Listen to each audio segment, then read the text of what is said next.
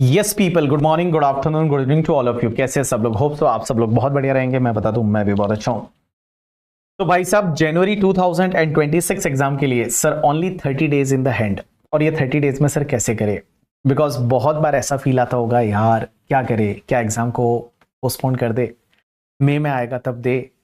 या फिर आपको ऐसा भी लगता होगा, यार मेहनत तो बहुत की है, बहुत टाइम से पढ़ रहे हैं, लेकिन कभी कभी ऐसा लगता है कि यार शायद नहीं होगा तो क्या होगा। एक बात बताओ ना, सेल्फ डाउट वगैरह आएगा, बट अभी लास्ट के 30 डेज आपको क्या फॉलो करना है उसके बारे में मैं जस्ट आपको 10 मिनट में क्विक चीजें बता देता हूं कि ये चीजों को आपको ध्यान देना है। सबसे पहली चीज ये है कि अभी आपको अपने स्टडी मोड से एग्जाम परफॉर्मेंस मोड में जाना पड़ेगा। स्टडी मोड में क्या होता है, अपन आराम से पढ़ते रहते हैं and all. Now you have to be more aggressive in the last 1 month, because now you have to perform. So do one thing, सबसे पहले जो आपने पढ़ा है, अब एक तो नया पढ़ने की ट्राई मत करिए। जो आपके प्रोफेसर्स ने आपको पढ़ाया, जो मटेरियल आप फॉलो कर रहे हैं, अभी आपने जो पढ़ा है अभी तक ना, आप उसी पे रहना है। नया मटेरियल अभी आपको फॉलो नहीं करना। उसके साथ साथ में आपको क्या करना पड़ेगा कि जो भी आपने पढ़ा है ना, just consolidate it and after that आपको क्या करना है, उसको अप्लाई करना है। और गाइस मैं आपको बताऊं, एक मॉक टेस्ट एटलीस्ट आप लिख के जाइए। एक मॉक टेस्ट पेपर, भले आप सेल्फ इवेल्युएट कर लीजिए या कोई किसी का टेस्ट सीरीज लेना है तो ले लीजिए, बट एटलीस्ट आपको एक मॉक टेस्ट लिख के जाना चाहिए। बिकॉज है ना, मेरे को बहुत सारे बच्चों से जब बात होती है, मैं बहुत सारे बच्चों की अभी मैं बुक देख रहा था जो उन्होंने मंगाई इंस्टीट्यूट से, उसमें बहुत सारे बच्चों ने कंप्लीट पेपर ही नहीं किया है। एक स्टूडेंट को मैंने देखा जिसने अटेंड ही कुछ 40-50 मार्क्स का किया है। तो हाउ यू एक्सपेक्ट के you will get the 60 marks in that is not possible ना। सो गाइज एटलीस्ट क्या है ना, अगर आप पहली बार एग्जाम दे रहे हैं तो एटलीस्ट आप एक पेपर सॉल्व करके जाइए। और कौन सा सर पेपर सॉल्व करना चाहिए? आप इंस्टीट्यूट का कोई भी मॉक टेस्ट पेपर उठा लीजिए, या तो इस एग्जाम का जैन 2026 वाला, या फिर सितंबर 2025 का, या फिर मई 2025 का। टेक्स्ट की बात करूं, कोई भी चेंज नहीं है। टेक्स्ट के केस में मई 2025, सितंबर 2025 एंड जैन 2026 में कोई भी चेंज नहीं है। आप कोई भी मॉक टेस्ट पेपर उठा के और आप दे दीजिए, और उसका सजेस्टेड से आप खुद ही मिलान कर लीजिए एटलीस्ट। और एक और चीज बताओ, मॉक टेस्ट में जो मार्क्स आते हैं ना, ऐसा जरूरी नहीं कि एग्जाम में वही रिफ्लेक्ट करेगा। मैंने ऐसे बहुत सारे बच्चों को देखा है, मॉक टेस्ट में 40 मार्क्स आ जाते हैं और एग्जाम में वो 70 भी ला लेते हैं। Because ultimately you know that वो दिन कैसा रहेगा, उसमें पेपर कैसा आएगा, that you can not decide today, but obviously you should practice today. At least आप 3 घंटे में पेपर को समअप करने का ट्राई करिए और एक मॉक टेस्ट दीजिए। ये आपको पहला काम करना है। दूसरी चीज, एक ध्यान रखना, एक चीज मेरे को ऐसा लगता है ना कि कभी कभी जब आप रिवाइज कर रहे होते हैं, जब आप सेकंड या थर्ड टाइम रिवीजन कर रहे होते हैं, तो क्या हमको वही मेथोडोलॉजी फॉलो करनी पड़ती चाहिए जो अपन ने पहले की थी? पहले अपन ने क्या किया था, थियरी पढ़ा था, उसके बाद क्वेश्चन देखे थे, थियरी पढ़ा था, क्वेश्चन देखे थे। गाइस एक बात बताऊं ना, in the some topic you can change also that methodology. और कैसे चेंज कर सकते हो? जैसे आपको पता है कि किसी टॉपिक में आपको बहुत ज्यादा कॉन्फिडेंस है क्वेश्चन वाले पार्ट पे, और आपको लगता है क्वेश्चन तो मेरे से इजीली इसके बन जाते हैं, तो आप एक काम करो, सिर्फ थ्योरी पढ़ के और आप आगे बढ़ जाओ। और जैसे ही आपने थ्योरी पढ़ लिया तो आपको वो कॉन्सेप्ट सब दिमाग में आ गए और आप क्वेश्चन बना सकते हो आराम से, तो कोई दिक्कत नहीं, आप आगे बढ़ जाओ। लेकिन इसका एक रिवर्स स्ट्रेटेजी और होता है, जहां पे आप लोग क्या करते हैं, क्वेश्चन बेस्ड रिविजन करते हैं। ये क्वेश्चन बेस्ड रिवीजन क्या होता है? जैसे मैं एक बात बताऊं, जैसे हम टोटल इनकम की बात करते हैं, इनकम टैक्स की, तो इंटरमीडिएट की अगर मैं बात करूं तो टोटल इनकम का जो क्वेश्चन रहता है उसमें पीजीबीपी वगैरह कवर हो जाता है। तो टोटल इनकम के अगर आपने 5-7 क्वेश्चन अगर आपने रिवाइज कर लिए तो आपका पूरा थ्योरी रिवाइज हो जाता है। तो that is called question based revision. तो मैं यहाँ पे कोई ऐसे स्ट्रेट लाइन नहीं बता रहा हूँ कि आपको क्वेश्चन बेस्ड रिवीजन पे जाना चाहिए या थ्योरी बेस्ड रिवीजन पे जाना चाहिए। That is your choice. ये कहीं कहीं किसी किसी कॉन्सेप्ट में लग सकता है, टॉपिक में लग सकता है कि हम कॉन्सेप्ट बेस्ड रिवाइज करें, तो आप कॉन्सेप्ट बेस्ड रिवाइज कर लो। कहीं कहीं लगता है कि प्रैक्टिकल बेस्ड रिवाइज करना चाहिए, तो क्वेश्चन बेस्ड रिवीजन है वो आप कर सकते हैं। तीसरा एक चीज ध्यान रखना गाइस, हमेशा आपको स्मार्ट स्टडी करनी पड़ेगी। ये जो पूरे दिन मान लो 16 घंटे बैठने का, 17 घंटे बैठने का, इमोशनली आप वहां बैठे हो आप, लेकिन उसमें से आपकी इफेक्टिव स्टडी कितनी हो रही है वो आपको सोचना पड़ेगा। आपने देखा होगा बहुत बार ऐसा होता है, जब आप बैठे तो हो 15 घंटे, बट उसके बाद भी आपको लगता है यार आउटपुट बिल्कुल भी नहीं है, तो वैसा नहीं करना है। आपको है ना, पहली चीज तो आपको खुश रहना है, थोड़ा हैप्पी रहना है करके, ठीक है। अपने आप को बोलना है ऑल इज वेल, जो हो गया, अभी अगले 30 डेज मेरे को अच्छे से बिताने हैं। एंड जो आपने पढ़ा हुआ है ना, उसको ट्राई करो रिकॉल करने का। एक बात बताऊं ना, जो आपने इस दिन पढ़ा ना, जैसे आज आपने जो पढ़ा, तो कल अब जब आप सुबह में क्या करोगे कि जो ये पढ़ा था ना, इसको थोड़ा सा रिकॉल करने का ट्राई करो। At least give the 10 to 15 minutes और उसको रिकॉल कर दोगे कल आपने क्या क्या पढ़ा था, एंड देन मूव फॉरवर्ड, तब आप अगले टॉपिक पे जाइए। एंड गाइज अब आपको लाइफ में डिस्ट्रैक्शन तो आप अफोर्ड कर भी नहीं सकते, तो कोई भी डिस्ट्रैक्शन नहीं होना चाहिए। सोशल मीडिया एंड ऑल अभी आप सब चीजें छोड़ दीजिए करके, ये इंस्टाग्राम लिंक्डइन वगैरह ये सब कर लेंगे बाद में, अपन स्नैपचैट है वो भी कर लेंगे अपन, कोई दिक्कत नहीं है। सबके साथ अगर हमारी जो स्ट्रिक्ट है वो मान लो स्ट्रिक्ट ही होती है, आई थिंक वो अगर ब्रेक हो रही है हो जाने दो, कोई फर्क नहीं पड़ता है। अगर एग्जाम में पास हो गए ना तो सब चीजें हो जाएगी, लेकिन एग्जाम में पास नहीं हुए तो वो स्ट्रिक्ट संभाल के कुछ मतलब नहीं है। अल्टीमेटली जो है वो पढ़ाई पे आपको ध्यान देना पड़ेगा। उसके बाद में गाइस एक चीज ध्यान रखना, आप लोग आरटीपी को इग्नोर नहीं करेंगे। अगला पॉइंट आएगा, that is the RTP. RTP को आप इग्नोर मत करना, बट मुझे पता नहीं ऐसा क्यों लगता है कि जैन 2026 के एग्जाम में कुछ क्वेश्चन ऐसे आएंगे जो मई और सितंबर 2025 की आरटीपी में था। देखो एग्जामिनर को भी पता है, जब एग्जामिनर पेपर बना रहा होगा तो पेपर बनाते टाइम हो सकता है जैन की आरटीपी उसके पास ना हो, लेकिन मई और सितंबर की आरटीपी तो थी। तो मई सितंबर 2025 की आरटीपी है, इसको आप देख के जाएंगे जब भी आपके पास टाइम मिलता है। जैसे कोई सब्जेक्ट का रिवीजन कंप्लीट हो गया और आपके पास 1 घंटा है, तो 1 घंटे तक आप एक काम करो, आरटीपी के जितने भी क्वेश्चन है उसको बनाने की कोशिश करो, देखने की कोशिश करो, और वो अगर आप देख के जाओगे ना आपका काम बच जाएगा। क्योंकि देखो एमटीपी जो होती है ना, मॉक टेस्ट पेपर, उसमें नॉर्मली रिपीटेड क्वेश्चन आते हैं, पुराने वाले क्वेश्चन आते हैं, बट आरटीपी में कुछ बढ़िया बढ़िया क्वेश्चन है वो आते हैं। तो आरटीपी जो है उसको आप मिस मत करना, ठीक है। उसके बाद में गाइस सबसे बढ़िया जरूरी जो चीज है that is the mental strength is a real syllabus. एक बात बताओ ना, बाकी सब चीजें बाद में है, first is your mental strength, कि आप उसको कैसे अप्रोच कर रहे हो। एक बात बताऊं, बहुत बार ऐसा होता है कि लाइक मेरे को अभी बहुत सारे बच्चों के जब मैसेज आते हैं, बोलते हैं sir I am fed up, हो गया मेरे से अब नहीं हो सकता सर, मैं सोच रहा हूं मई में चला जाता हूं, मैं सोच रहा हूं सितंबर में चला जाता हूं। लेकिन गाइस एक बात बताऊं, क्या ऐसा करना चाहिए? देखो आज से 2 महीने पहले क्या ऐसा आपने सोचा था? क्या नहीं सोचा था ना। आपने तो ये सोचा था कि जनवरी 2026 के एग्जाम में we will crack the exam, तो उसी पे रहो ना, उसी को फोकस करो ना भाई। क्यों अपने आप को डीमोटिवेट करते हो? अपने आप को पहले तो ऑल इज वेल बोलो, थोड़ा अच्छे से पानी पियो, अपने दिमाग को थोड़ा कूल रखो करके, ठीक है, स्लो डाउन करो नर्व्स को, एंड उसके बाद में सोच के और ढंग से पढ़ने लग जाओ। एंड नेगेटिव लोगों से दूर रहना। मैं बताऊं बहुत सारे नेगेटिव लोग आपको मिलेंगे जो आपको बोलेंगे अरे नहीं हो सकता तेरे से, तू कौन सा कर लेगा। ऐसे बहुत सारे लोग मिलेंगे, मुझे भी मिलते थे जब मैं पढ़ता था, मुझे भी ऐसे लोग मिलते थे जो बोलते थे अरे नहीं होगा तेरे से, कैसे होगा, तू इंटरमीडिएट में तो पास हुआ था 3 अटेम्प्ट में, कैसे तू पास हो जाएगा, या फाउंडेशन में तो पास हुआ था, फाउंडेशन में तो 200 मार्क लाए थे, कैसे तू पास हो जाएगा। ऐसे बहुत सारे लोग मिलेंगे, जस्ट उसको अवॉइड करना है, दिमाग में नहीं डालना। वो जो बोलते हैं ना वो सोचना ही नहीं है करके, ठीक है। उनको बोलने का है गोज टू बाय ऑयल करके, तेल लेने गया, अपने को फर्क नहीं पड़ता।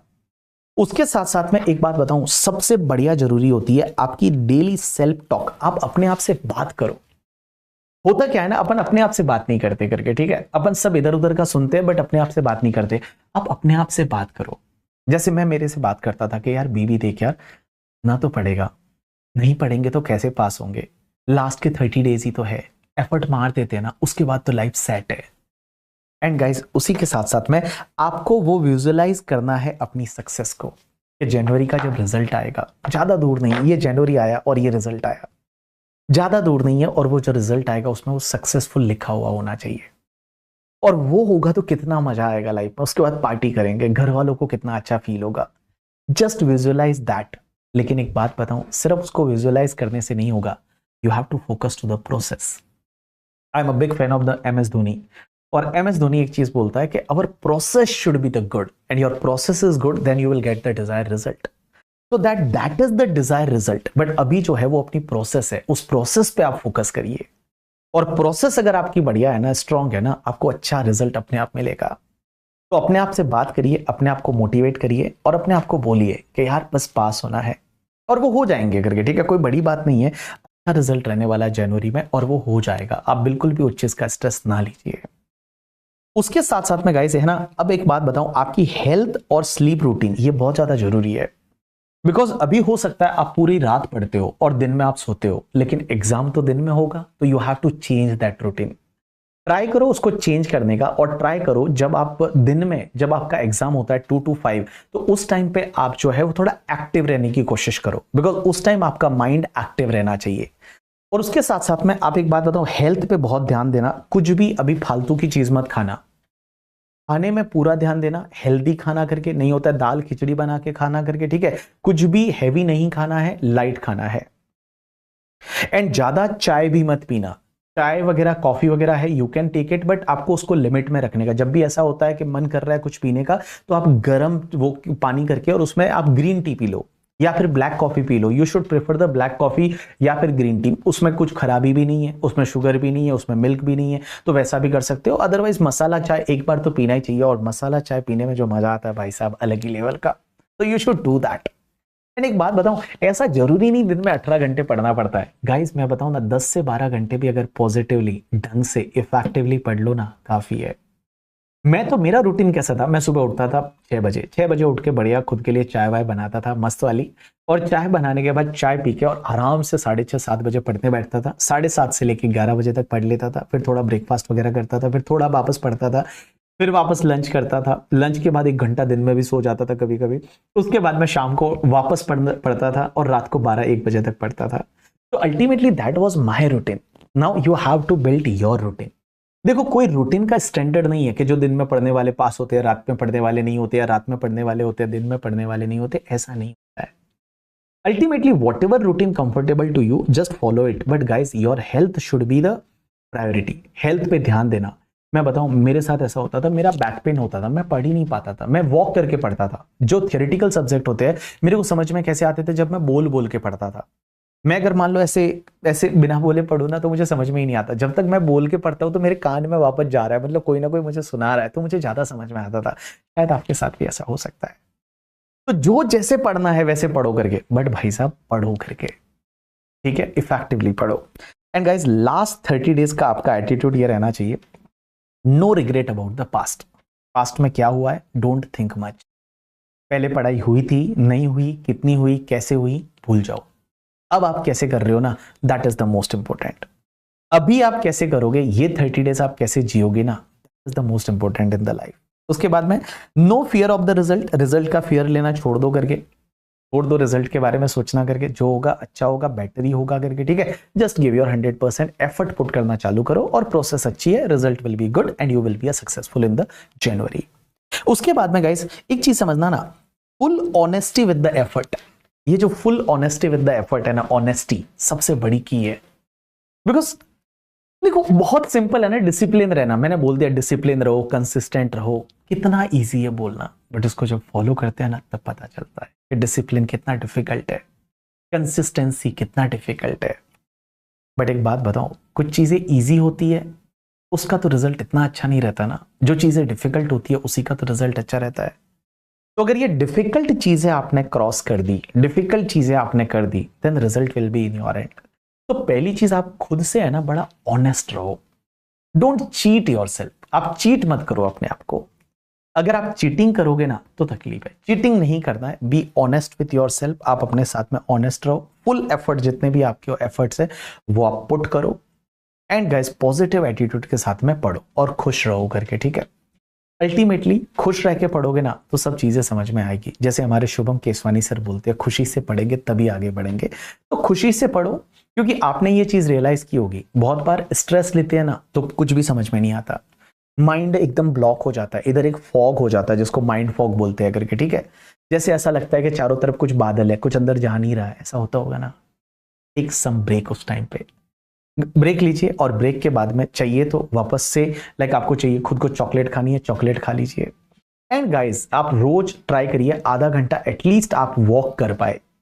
वॉक करे, क्रिकेट खेले, कुछ भी करे, टाइम पास करे, किसी से बात करे, आधा घंटा अपनी लाइफ में ऐसा रखना अभी भी, लास्ट 30 डेज भी, जब एटलीस्ट आप बुक से थोड़ा दूर है, और वो आपको करना है।